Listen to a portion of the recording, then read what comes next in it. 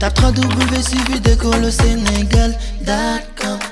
À école au Sénégal, c'est facile, tu n'as qu'à te connecter. Tape école au Sénégal, les leçons sont beaucoup plus détaillées. Ce qui va nous permettre de voir en grande ce qu'on appelle le réchauffement climatique.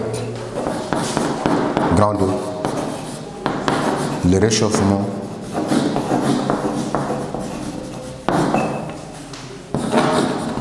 climatique.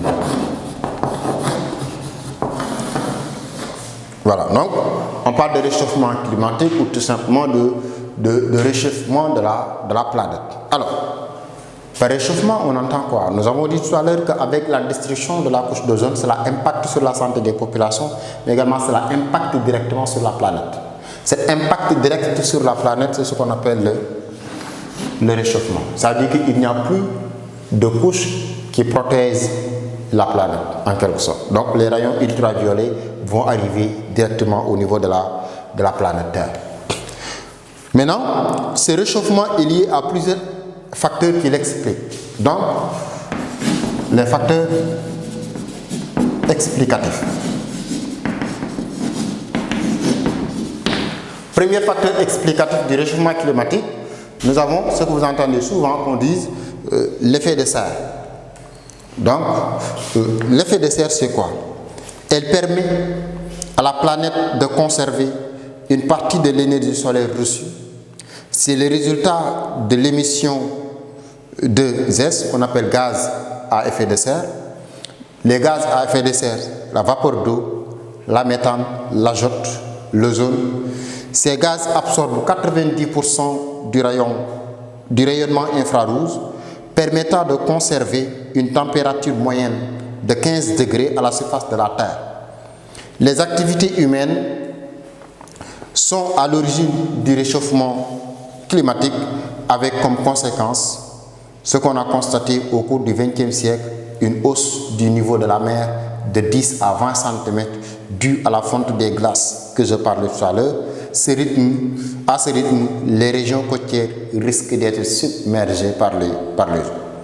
Alors, sous un schéma, également, nous allons vous expliquer ce qu'on appelle l'effet de serre.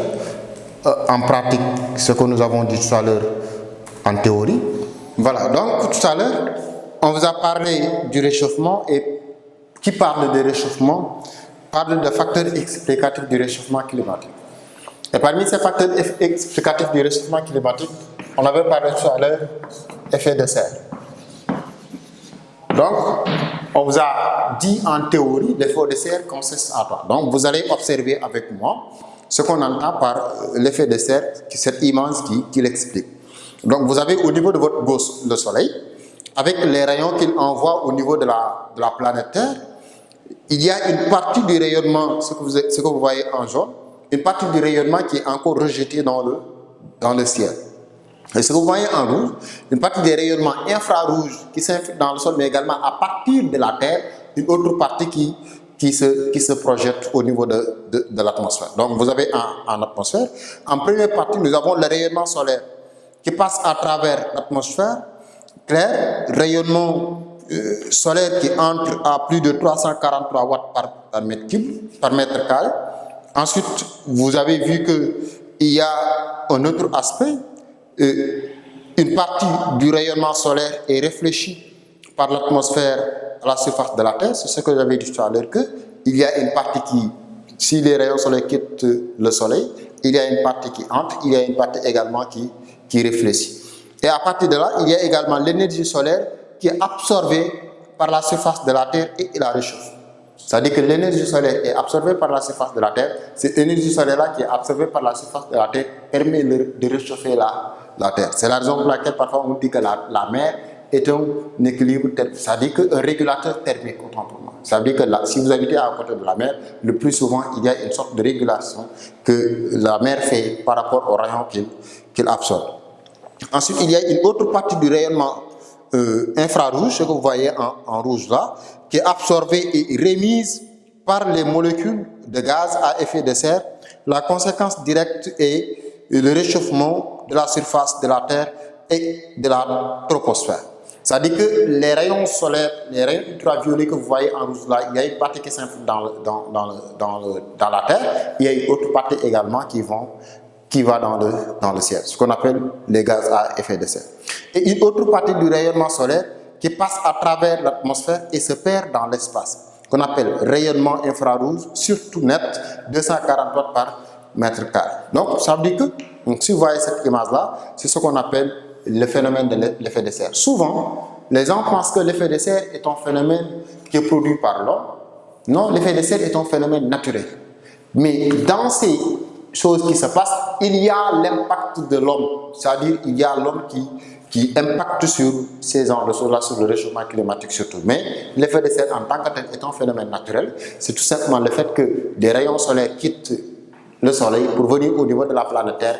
Une partie est absorbée, une autre partie qui n'est pas absorbée, ce qu'on appelle les rayonnements intranets, etc. Une autre partie est réfléchie, les rayons infrarouges qui entrent, une autre partie est réfléchie pour réchauffer la planète, pour la surface de la Terre, une autre partie réchauffe au niveau de la surface. Donc c'est ce qu'on appelle l'effet de serre. Et cela permet tout simplement, cet effet de serre qui permet de réchauffer. Tout à l'heure, je vous ai dit que dans le monde, la plus grande partie de la planète est constituée d'eau.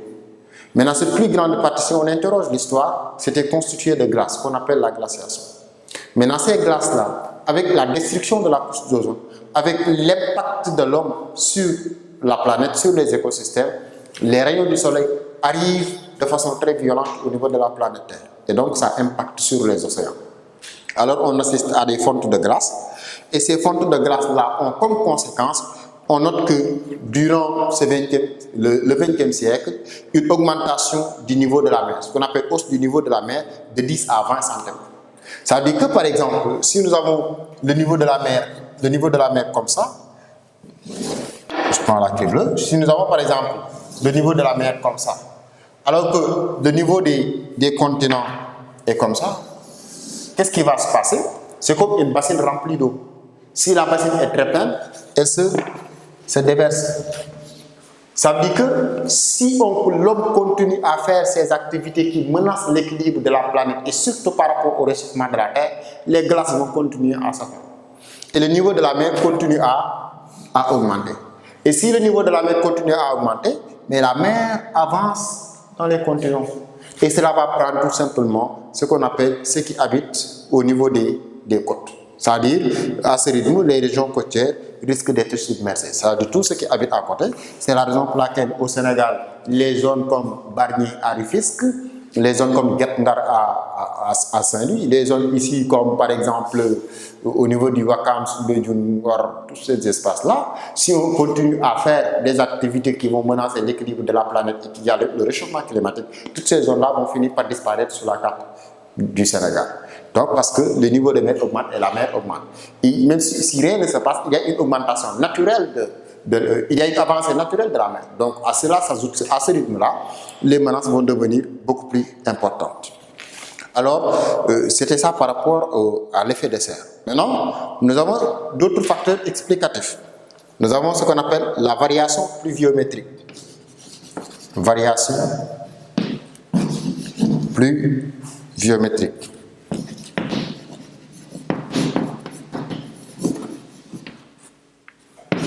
Alors, par variation pluviométrique, la variation pluviométrique est différente selon les régions. L'Europe, l'Amérique du Nord et la Russie ont vu le volume des pluies augmenter, alors que dans les régions tropicales, elles ont baissé. Ça veut dire qu'aujourd'hui, le rythme des pluies n'est plus la même. Rien que par exemple au Sénégal, on peut s'interroger sur le rythme de l'hivernage. Par exemple, l'hivernage tel qu'on le connaissait autrefois est différent de l'hivernage d'aujourd'hui. Les pluies ont tendance à diminuer et parfois même les pluies, malgré la rareté des pluies, ont tendance à avoir des retards. Par exemple, aujourd'hui, il y a des équilibres. L'hivernage, d'habitude au mois de juin, début juin, on a les pluies. Maintenant, aujourd'hui, on peut aller jusqu'au mois de fin juillet, début mois d'août pour avoir les premiers pluies ou bien pour avoir des pluies en abondance. Et donc, cela est lié tout simplement au réchauffement climatique. Nous avons également ce qu'on appelle les perturbations climatiques. Donc, après réchauffement climatique, variation, perturbation. Les perturbations climatiques. Alors, par les perturbations climatiques, avec une accentuation des inondations dans certaines régions et la sécheresse dans d'autres. Alors, si le climat est perturbé, il y a une accentuation des inondations. On note présence des inondations. Dans certaines zones et dans d'autres zones, la sécheresse. Présence des inondations dans certaines zones parce que tout simplement, avec la nappe qui s'approche de plus en plus de la surface de la Terre, si l'eau ne parvient pas à s'infiltrer, cela reste stagnante. Et là aussi, par rapport aux activités de l'homme, à l'habitat, etc., l'eau n'a plus pratiquement d'espace où passer.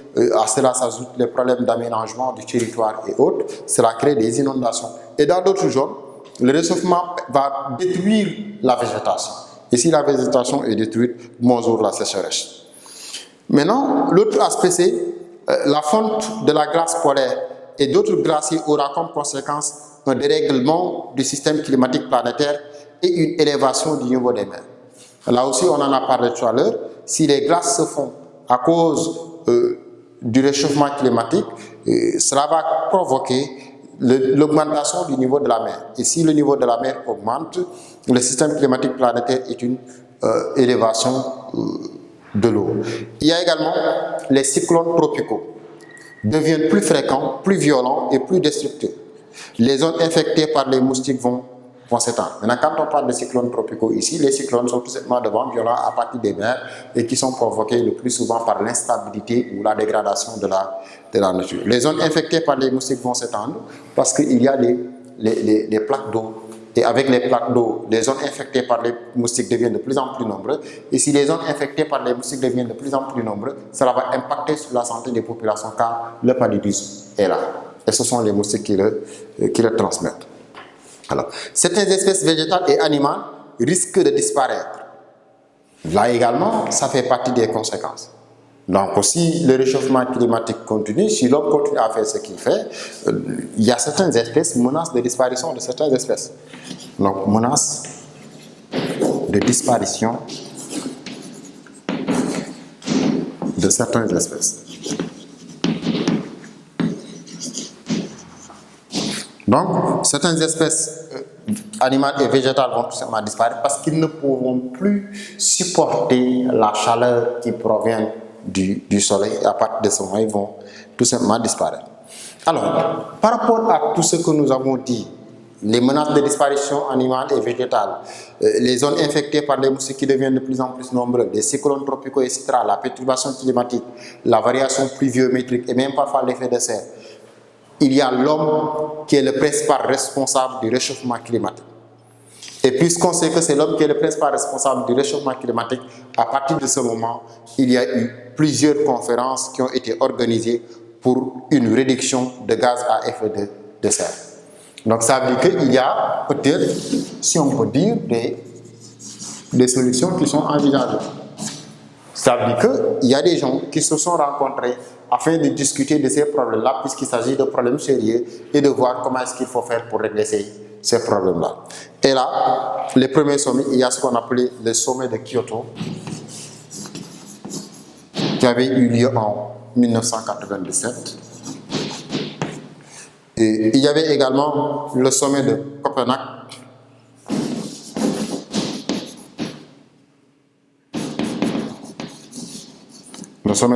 en 2009. Donc tous ces sommets-là, l'objectif c'était tout simplement essayer de voir comment réduire l'émission de gaz à effet de serre. Il y avait eu également en 2011 le sommet de Durban.